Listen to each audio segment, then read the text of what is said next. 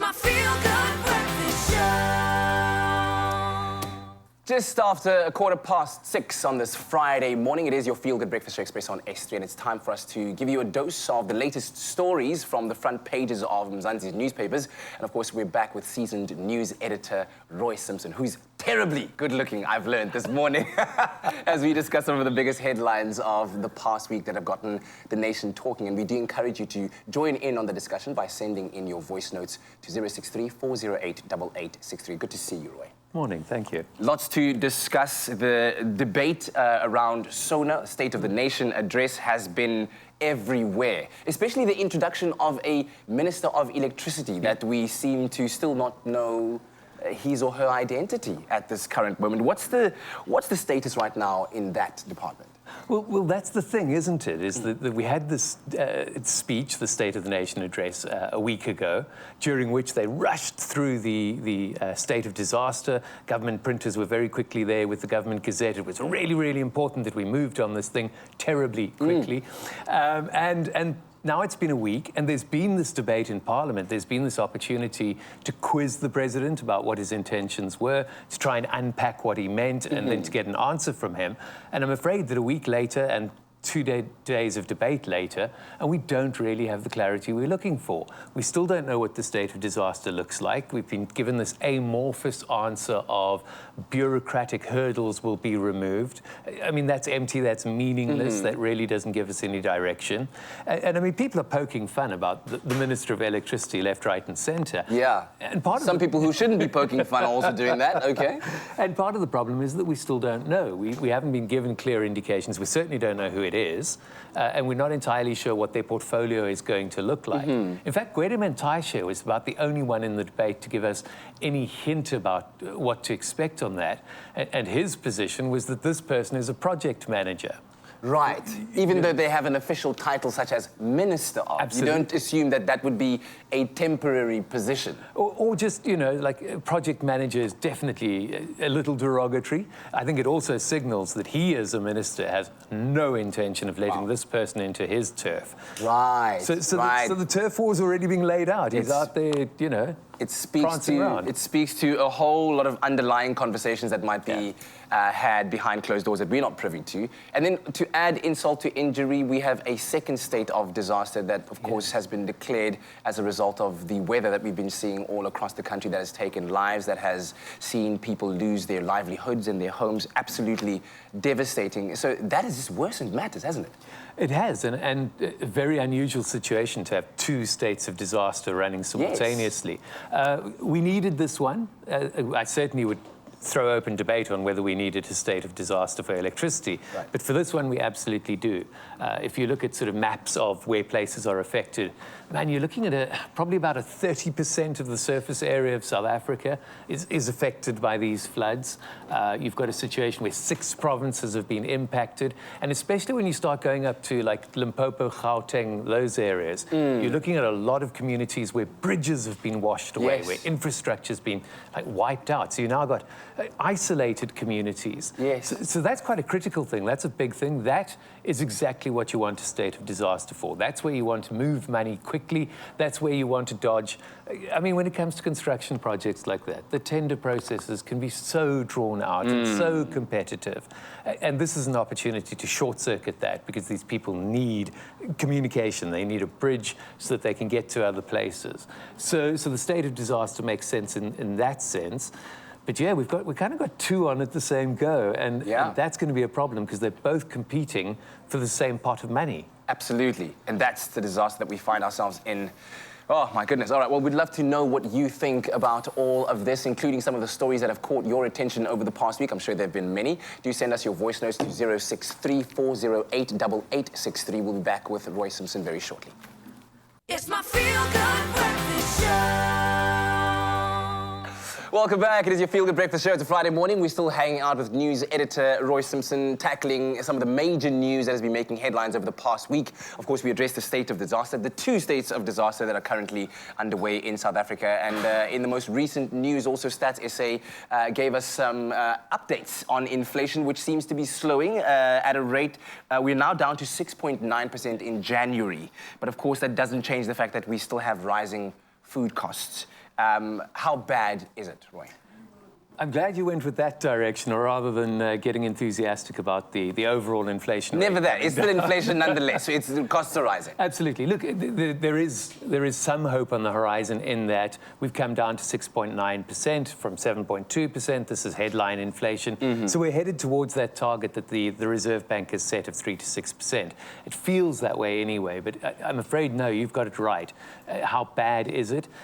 We know that food price inflation specifically is 13.4%.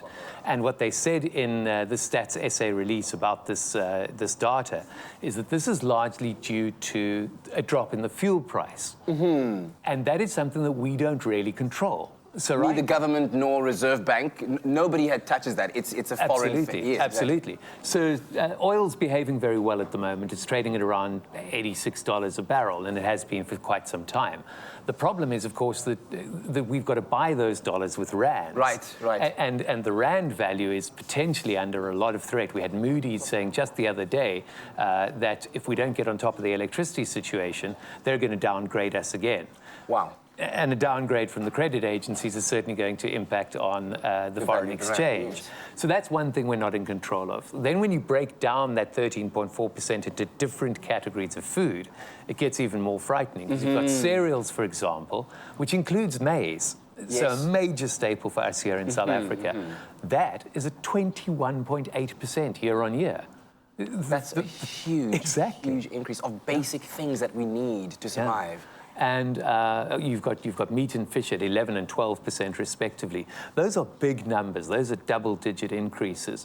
And those haven't even yet factored in the incoming 19% on electricity. So I'm afraid the trajectory going forward really isn't good. I'm afraid that we're actually not coming out of inflation by any measure at all. Yeah, and not in any time soon by the sounds of it as well. Of course, we'd love to hear from you, 063-408-8863. So what's your advice then to consumers, to the everyday person? What should we be doing? I just inadvertently cracked my knuckles in because of the stress. That's nuts. No, I think we're all there. It's just this background thing that we're all aware of, is that the money in our pocket is getting to be worth less and less. And that is something that's real. We're experiencing that. We're going into the supermarket. We're experiencing that inflation. And there is a limit to what we can do as individual consumers. I think maybe if there's one piece of a golden thread of advice that I've gleaned out of all these various economic inputs has been, this is the time to really live that maxim that a penny saved is a penny earned. So all those things you've been thinking you could do, like a home food garden, for example, relatively low-cost input. Start investing your time, because time is something you still have at your disposal. Start using your time to try and save money. That really is about what we can do, is to look at all these things, like spend time shopping, cross-shopping, looking at the pamphlets and going, okay, if I buy this here and that there and this there, then I can save money. It's that level. So invest your time in looking for ways to save money. Absolutely love that, Roy. And of course, we'd love to hear from you. How do you go about saving that penny that earns you that penny? 063-408-8863. We'll be back one more time with Roy to catch up on some of the latest headlines, including what's happening in Turkey and Syria, more importantly, as that seems to have been kind of forgotten a little bit. You know, Turkey has been making some of the big headlines. But right now, let's take a little bit of a break from the headlines and have a little bit of fun, shall we? It's my feel-good breakfast show. Welcome back. It's a Friday morning. It is your feel-good breakfast show, Expresso on S3. Back again with Roy Simpson, news editor. We're talking about the latest news headlines that have had South Africans and indeed the world talking over the past week. Of course, we've all learned about the disaster that has taken place in Turkey and Syria that has seen thousands and thousands of lives lost as continuations of efforts to bring about relief in terms of rescue efforts and rebuilding are still underway. But interestingly enough, Roy, you know, we've had Turkey being the main big headline and not so much Syria. Why exactly is that? And, you know, what made it so different that the world didn't pay so much attention to what's going on there? I'm afraid it's the situation on the ground. And Syria, particularly given that the epicenter of this was in Gaziantep, which is quite close to the Syrian border. So you're looking at sort of the northwestern sections of Syria. Right. And those are the sections that are contested militarily. There's a hot war running there. In fact, there's several hot wars running there is the problem, and several proxy wars. So you've got Iran and Saudi Arabia sponsoring different groups in there so that they can deal with their issues. Russia and America both sponsoring groups there, including groups that are aligned with Al-Qaeda and ISIS. Wow. It's really messy. You've got the Turkish in there themselves. You've got the Kurdish separatists there. So you've got all of these different competing groups. They're all armed to the teeth. They're all shooting at each other. And their allegiances and alliances keep shifting as well. So a very messy space. Plus, of course, you've got Syria's government itself, headed by Bashar al-Assad. And the West, which has been supplying aid to this area for quite some time anyway. It is their considered opinion, they're absolutely convinced that Bashar al-Assad has used chemical weapons against his own people in the civil war. So they refuse to have any truck with him at all. And so there's been one border crossing between Syria and Turkey. There's no aid coming through Syria itself into that northwestern section. So it's a complete mess. And there are very few news channels left there. The people, having people on the ground is very dangerous. So we're not getting the news. So we're not hearing about what's happening in Syria. That's also sort of taking the pressure off the need to get aid there. Everyone's talking Turkey, and so everyone's giving money for Turkey, and everything's going to Turkey. Syria wasn't in that position. So yeah, it's really been unfortunate in that sense. Yeah, and one would hope that something like that would change very soon so that the people on the ground could get the aid that they need. But in other international news as well, Russia, they are looking like they might not be headed to the Olympic Games because 35 countries have made it their official position that they would like to see Russian athletes banned from the Olympic Games. What's the latest there, and how are athletes responding to this in particular?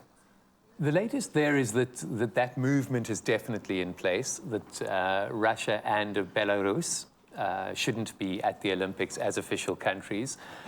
The Olympics have got this long and difficult history in terms of these political clashes because it's trying to bring together literally every nation on earth. And of course, there's bad blood between different nations as you go along. But I mean, we've had Olympics happening in China while there's been all that attention on 1 million Uyghurs being forcibly re-educated. The Olympics have had this kind of air about them before. It looks to me like what the outcome is going to be, because the IOC, the Olympic Committee, is absolutely intent on sport being a unifying thing. Right. And that is the point of the Olympic movement, is that it doesn't matter if there's a world war on the go. We come together and we celebrate human unity through the medium of sport. So it looks like they're going to try and create platforms for Chinese and Belarus competitors to come in under a neutral flag, even a white flag. Russian and Belarusian. Yes, yeah. So they'll compete, but as individuals, and not under a national banner, not under a flag. I guess then, still in keeping with the celebration of humanity, let's take away the flags. Correct. There's one way of looking at it. Roy, thank you very much. And of course, this comes at the same time that the FIA, of course, Formula One's governing body, encouraging athletes or participants in the Formula One to stay away from making religious or personal or political comments. And I wonder what your opinion thereof might be, because these people are in positions of influence. So should they be expressing their opinions on what's happening in the world? That's the big question for me. Let us know, 063 408 8863. Thank you very much, Roy. Have a great weekend. Thank you. You too. Excellent.